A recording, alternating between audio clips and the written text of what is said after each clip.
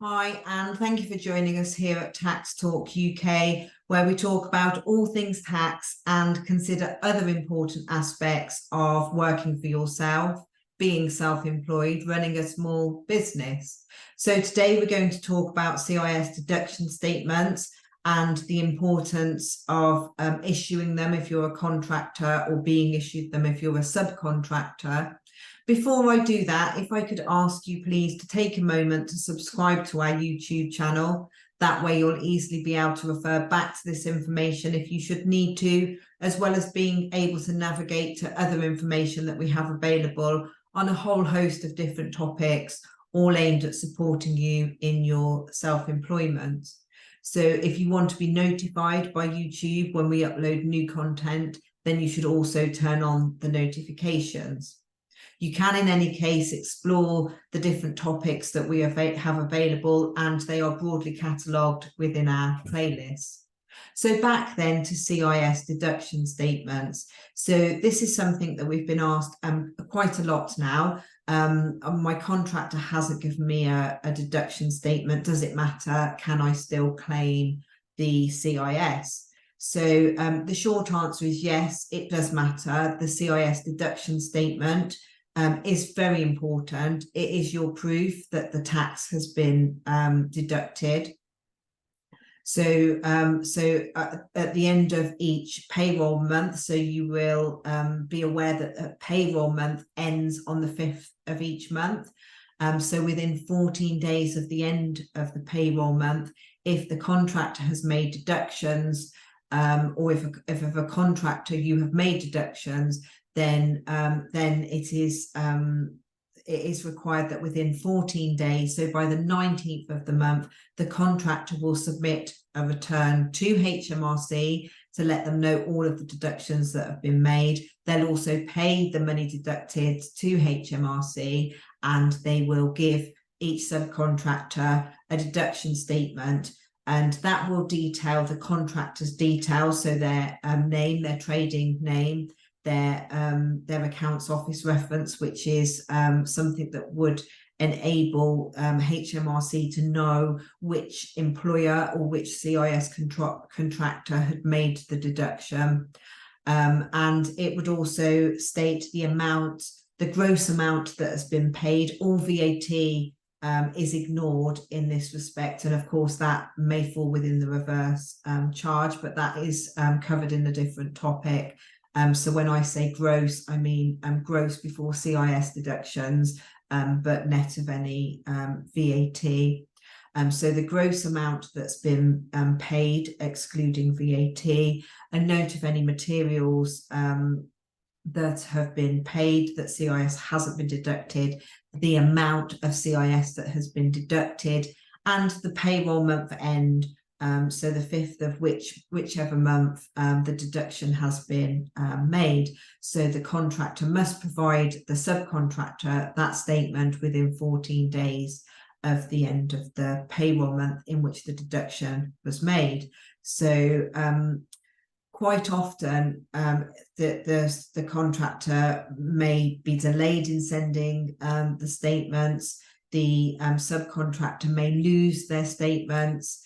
And therefore raises the question when it comes to reclaiming the CIS that's been deducted. Can that still be reclaimed? So it is really important that you do keep the deduction statements and that you do receive them. So one of the comebacks when I say that is often, but it's clear it was all labour that I invoiced, and it's clear that 20% was deducted. But the statement is the contractor's acknowledgement that that has been deducted as CIS tax, and they haven't just simply short paid you. So it is the proof. So if you reclaim that CIS and HMRC ask you for the proof, and you don't have it, then of course HMRC hopefully would have the record from the contractor that was submitted. But imagine if the contractor had omitted you from that that return that month, either inadvertently or deliberately. Some error might have been made. Perhaps the contractor fell into financial difficulties, so they were unable to pay the CIS. By not having that piece of paper or electronic format, you are reliant on the fact that the contractor has submitted their return correctly, and also that they have paid the deducted amount. So there's no way currently for you to be able to check that. So that piece of paper really is your proof to be able to claim. So without that piece of paper, you do risk not having that amount repaid to you. So the next question, once the understanding is there that the deduction statement is imperative to have, is what happens, what do I do as a subcontractor if the contractor isn't providing me the statement? So this, of course, especially the first time that you work for a contractor, you won't necessarily know that this could be an issue. Obviously, once it's become an issue once, then the advice would be to not do any further work for that contractor if they're not giving you and following the correct procedures.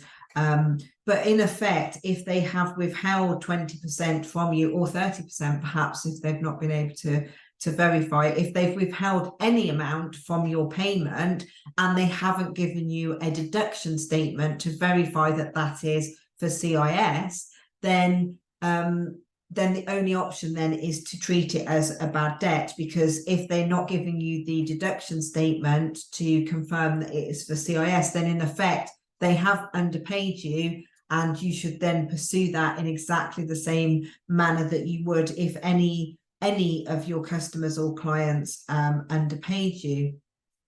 Now, flipping onto the contractor's side, sometimes the reason for the delay in the payments, if a contractor isn't regularly working with CIS subcontractors, can simply be a lack of knowledge or understanding.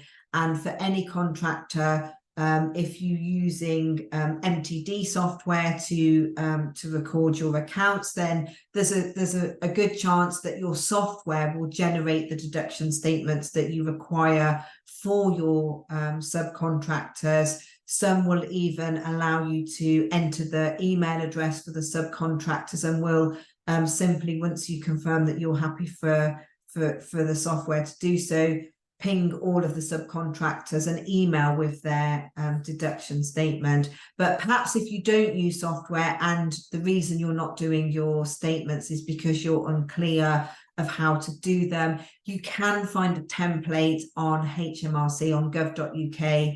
I'll pop a link in the description, which you can simply print off and pop the details in and give to your subcontractor. So that will ensure that you have all of the information. Perhaps if as a contractor you process too many that it's not practical for you to handwrite them, or you want to have a template that you can fill in, as long as all of the information that is on that template, you can use whatever format that you want. So you could create some sort of document that you could just alter. But whatever you decide to do, whichever format, it is imperative that you are giving your subcontractors the deduction statement within 14 days of the month end, if you've made deductions. So no need to give nil statements.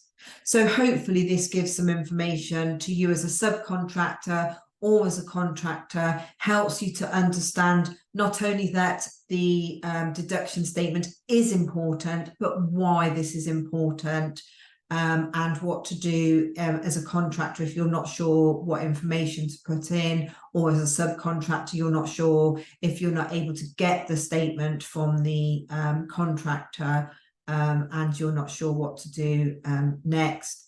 hopefully this helps you to have some understanding of this. So thank you very much for watching. As I mentioned earlier, please do make sure that you subscribe to our channel, and thank you very much. Goodbye.